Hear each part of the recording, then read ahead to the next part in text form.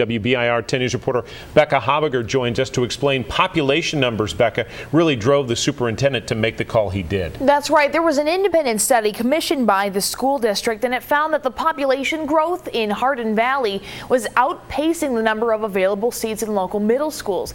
McIntyre says that community needs a new middle school, but he says in the Gibbs community, the numbers don't support that need.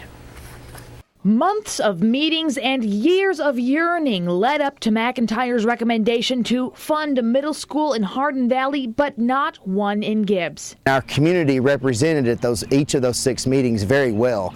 And so for him to not recommend there to be a Gibbs Middle School again shows us that he's not listening to the taxpayers in this part of the county. C.H. Qualls is the student pastor at Coreyton Church and says currently middle school students in his community have to be bused to Holston Middle School, which is a 30 to 60 minute trip one way. I don't think there's a problem with Holston. I just think that the drive and the transport of leaving one community to drive into a different community to go to school is the problem. I'd like for them to be in the same community with their same friends from elementary school all the way through high school. There has been a lot of, I think, very compelling conversation about the interest in a new Gibbs Middle School, but I don't see where the data supports a need for a new Gibbs Middle School. But in Hardin Valley, McIntyre says the need is there. This area has exploded in the last 10 years, and if they were to begin construction in 2016 with the current development in Hardin Valley, when the doors open in 2019,